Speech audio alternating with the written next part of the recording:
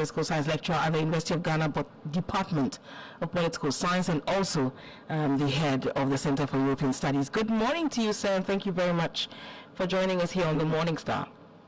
Good morning, ma'am. How are you? I am well, and I hope you are too. I am very well. Fantastic. Now, this will be the first time we're speaking after the inauguration. So officially, there's a new government in place.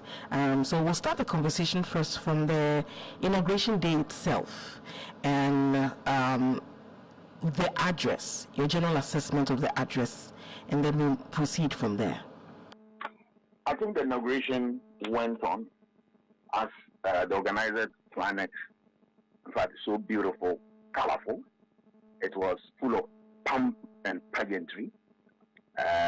A lot of things happened, but the one that brings my mind to sharp focus on it is the issue of one, the fact that we saw African leaders, a number of them, coming here to support John Mahama in his office.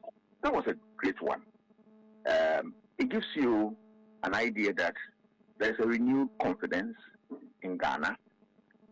They see him as a friend and a brother that they want to support him.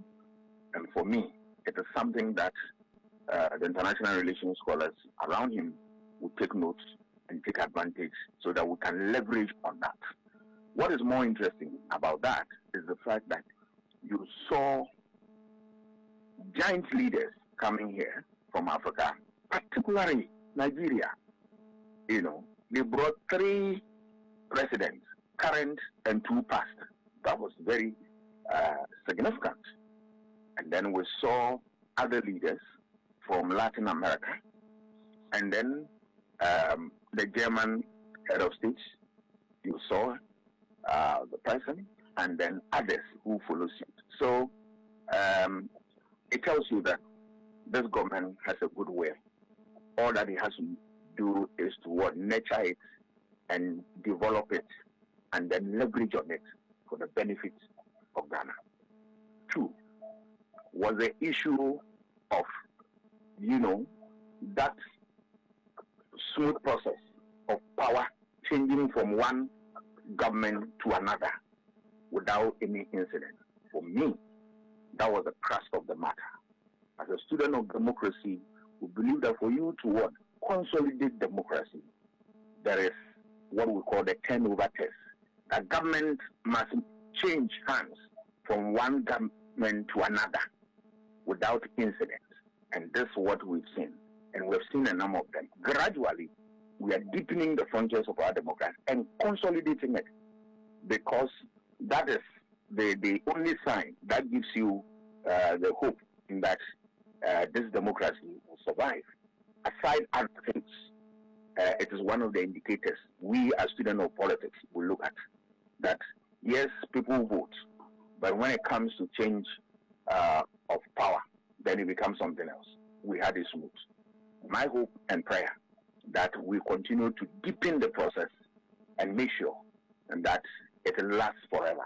And what is more is that we are interested in ensuring that our government will work so that the dividends of democracy will rub off every single individual in this country, so that they know that they have not bargained for something wrong, but it's something that is worth a salt.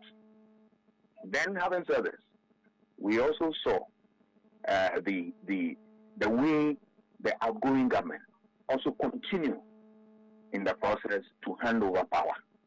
And I must commend Dr. Baumia for the decision he took on December 7th by conceding defeat immediately. That was the highest of our democratic order in the last election. That those who lose election are ready to accept defeat and abide by the rules of the game. It sets the tone. And then the government continued to hand over power. Beautiful. I have the hope that this will be sustained. But what I am expecting is what the things that the president said in his speech. He said a number of things. Mm-hmm. But for me, the ones that stand out clearly the fact that he said he wants to set the country by setting the economy. The economy is a game changer. In fact, that kicked the government out of office. That is a factor. So you need to set it, because once you get the basics of the economics right, it will rob off every sector of what our country, and everybody will feel belong. That's one. Two, you talk about what? Ensuring that business thrives, and then investment is also what? Improved and supported. That is a beautiful aspect.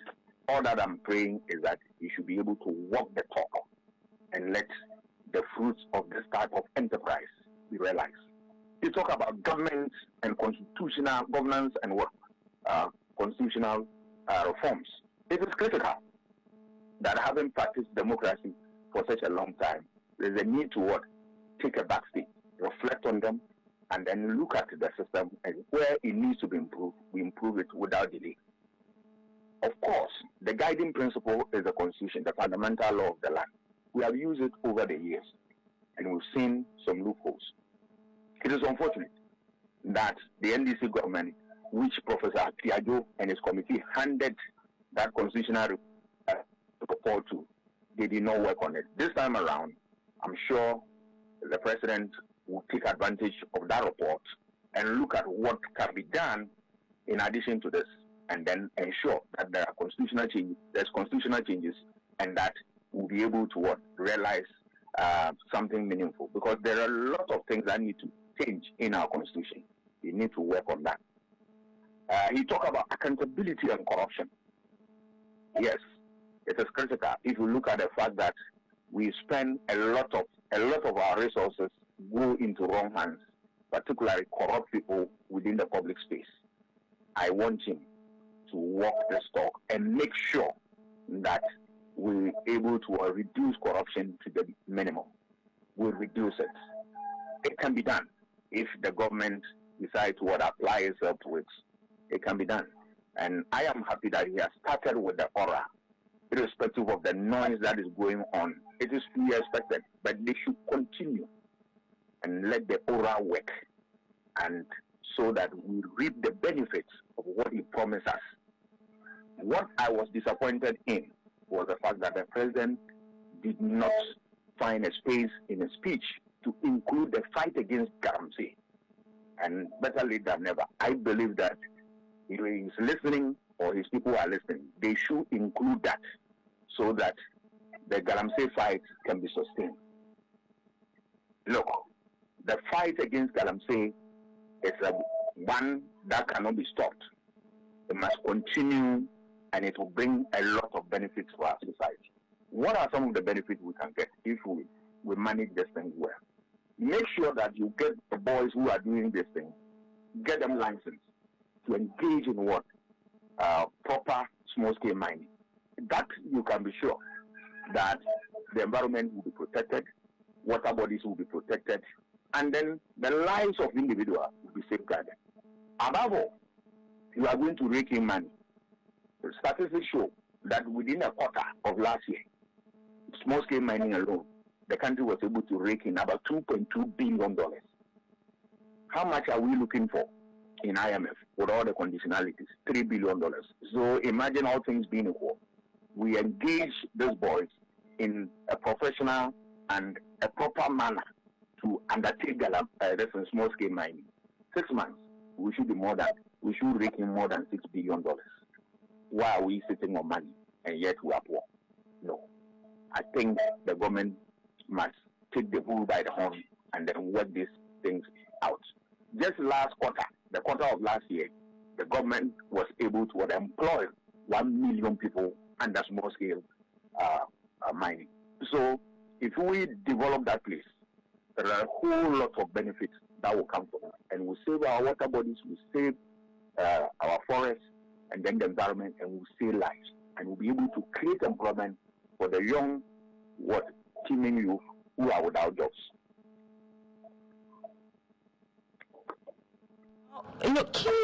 Key on the promise of the new administration is a reset. They say the country needs a reset. Now, what must they do differently to reset the country?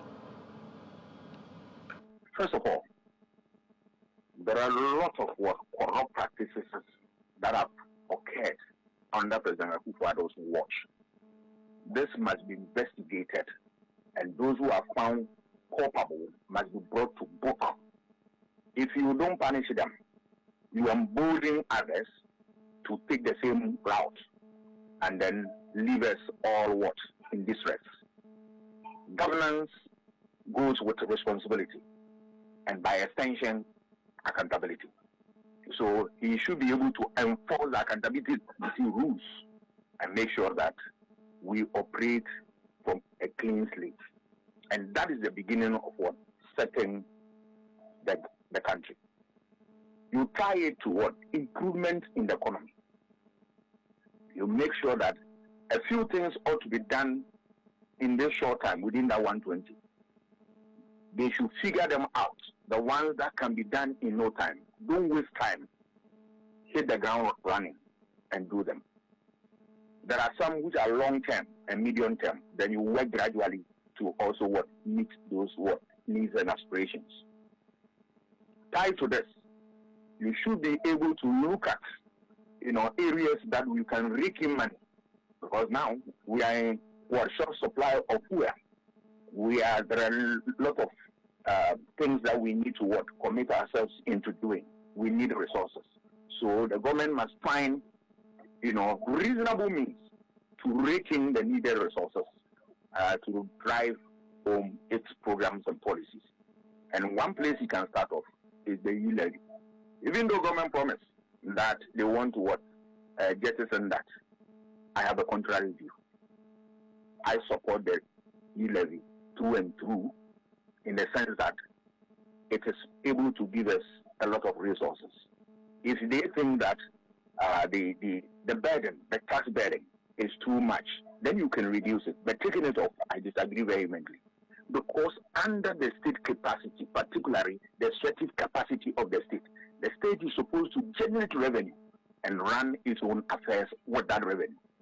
There's no point going to anybody for resources, because you are running your own country and that the benefit comes to you. So why are you allowing people to come in and then support you? Remember, nobody is a philanthropist in this type of game. They are in to support you, but at the end of the day, they will take something away. Let us avoid that. Some of the taxes, maintain them. If you need to reduce the tax burden a little bit, why not? But throw them out, no. Where are you going to get money from? E-levy must be maintained.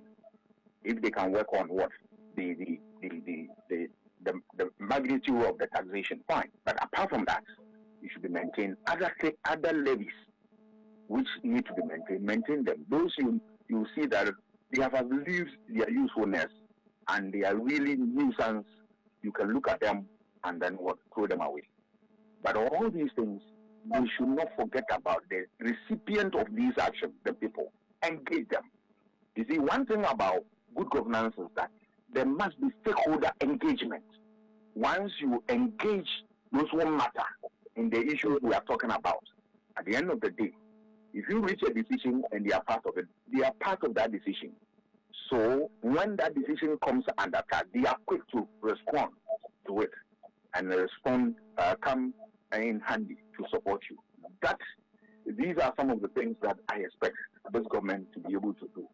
And then they must always, as the president promised us, to tell us nothing but the truth at all times. Now, before you proceed further on the element of the government speaking the truth, on the position of the e-levy and then some other levies that the government has promised to scrap, considering that it was a key campaign promise, would it not be disappointing to have the government, after being a party in opposition and promising to scrap the said tax, now renege on that promise and say that, well, because of shortfall in revenue, we have to maintain it?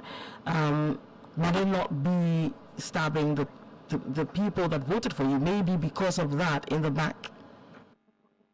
Imagine that, yes, you take all those taxes away and you have a state collapse.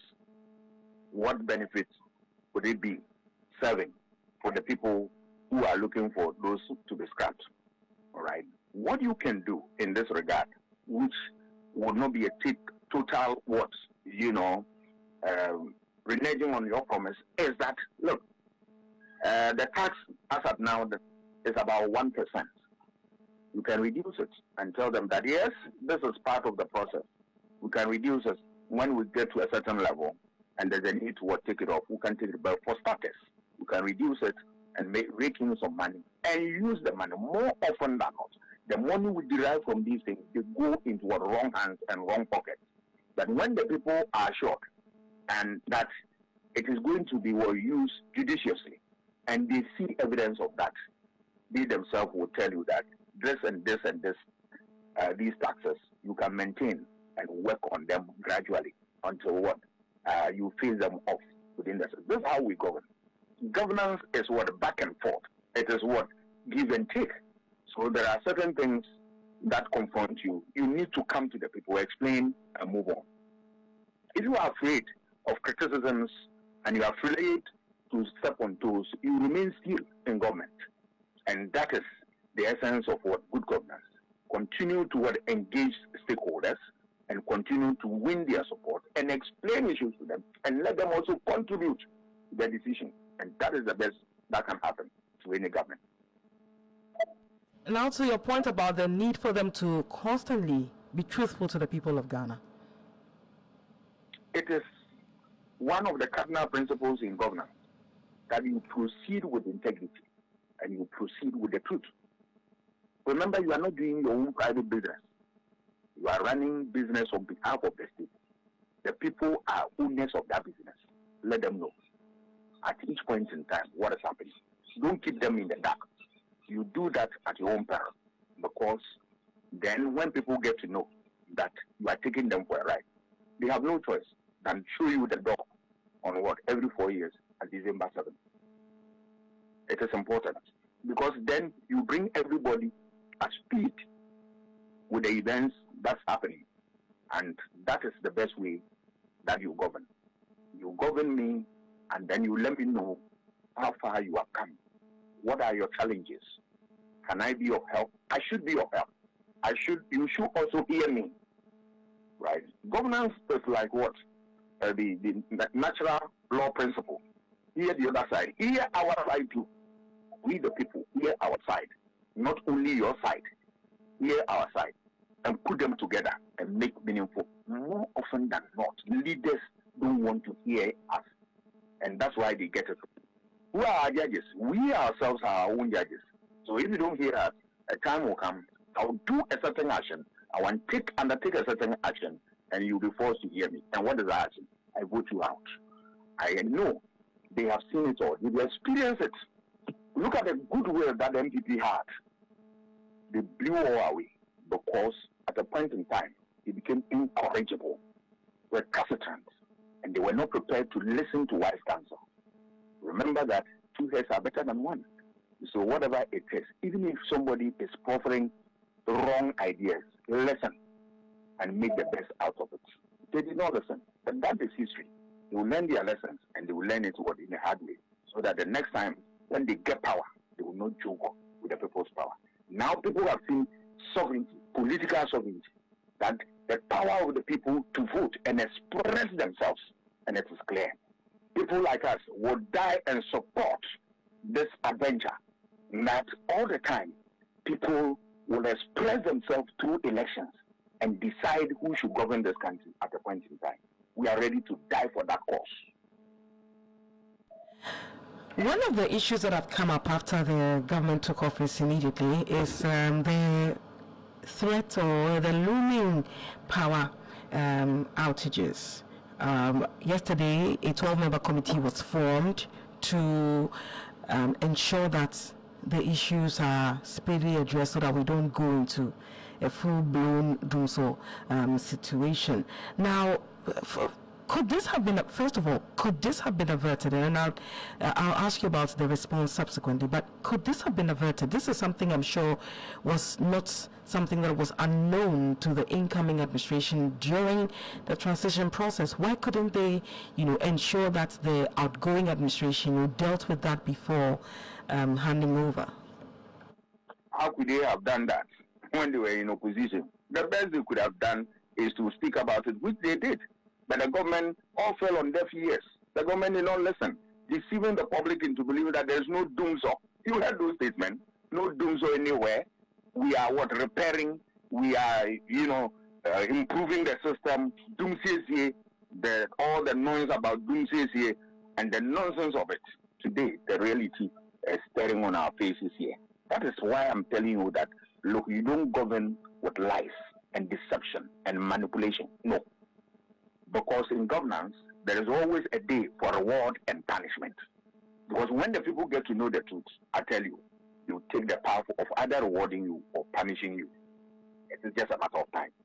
So all that they said about we are repairing, there is nothing, and all that, today, the cat is out of the bag, and the shame is onto the past government.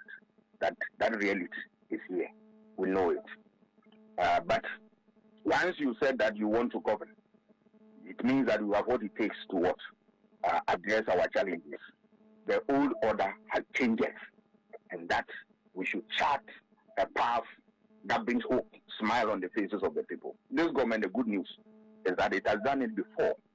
So it is not going to be something that is different to handle. I'm sure it is not out of their reach, so to speak. So they should be able to put their house in order and then work at it and address the problem head on. I am happy that these things are coming up now. And then the president yesterday put a team together and they are working. That is how governance ought to happen. It should start by the snap of a finger. You are there and responding to the needs of the people. I have hope that with this type of approach, whatever the challenges, this government should be able to surmount it. And if they get it wrong, we will not hesitate to come out and say it as it is. What about the challenges in relation to students who are, going to the various senior high schools? Yesterday, CHAS had to communicate that, when parents are bringing the children to school, they should provide them, or they should come along with food as well. Looking at how feeding has been a challenge for some time now. And there are those who have said that just as a committee has been set up for the energy crisis, a looming energy crisis, perhaps the same should be done for the education sector as well. What do you say? Oh, that I'm sure government, they are acting on this. I know definitely government will not sit down because students are going to school and this information from CHAS that bring your food. It is unheard of. They will work on that. And they have to work with dispatch on that. It tells you that there's a poor planning in there. Kwame Nkrumah said, and I quote him all the time, organization decides everything. The MPP government did not organize that sector well. We always experience a lot of problems, either in area of poor quality of food, in area of lack of supply of food, and the rest of problems that should be handled with a snap of finger. But here you are. And they kept deceiving the public into believing that all is well. What is so worrying is that those who are in that sector were afraid to speak and speak their minds. And today we are here. Please let us build that culture of speaking. Get up and speak about things that are wrong in your society. If you see something, say something. Of course, we must be guided by the rules of the game. Decent language, decorous, we are tempered and measured, make your statement. But when we shy away from that responsibility and leave it in the hands of only few people, and those people who refuse to speak, the state will collapse. And that is not what we bargain for. So we should be able to stand in the face of those in authority and tell them and damn the consequence that this and this and this we are doing is wrong. We are not interested in that. Please do the right thing. And then damn the consequence. If we don't master that courage and approach leaders like that and hold their feet to the heat of accountability, we will always take us for a ride. And this time around, nobody is going to sit down. That time is over. Already there are talks about, the president dropping his first list of appointments officially yet. There are people talking about that, and we're yet to see that list. But what would you want the president to factor in making these appointments? We want people who have the experience, who have the wherewithal to change things for us. So that requires a lot of reflection and a lot of what, planning. Get the right people, experienced people, and then, you blend them with young people who are also what have the potentials, and then they have what a certain proven track record. Blend them, and then get the best, so that the young will learn under the feet of the experience, so that there's always a succession plan. You don't leave them out of the equation, but let us have more experienced people coming in and come and what change the fortunes for us. But so far, what I have seen, or you and I have seen, in terms of the people we have thrown out to hold the fort in the interim, are people with with that caliber of experience. I have no doubt in my mind that if we would leave them to do their own thing, the game will change. Doc, thank you so much for speaking to us. We're grateful for your time. Always pleasure talking to you. Have a good day to you, sir. Thank you very much. You had us engage Dr. Asa Asante. He is a senior political science lecturer at the University of Ghana Political Science Department, and then also the head of the Center for European Studies as well. It's still the Morning Star here on Star 103.5 FM. I still have some messages to bring your way.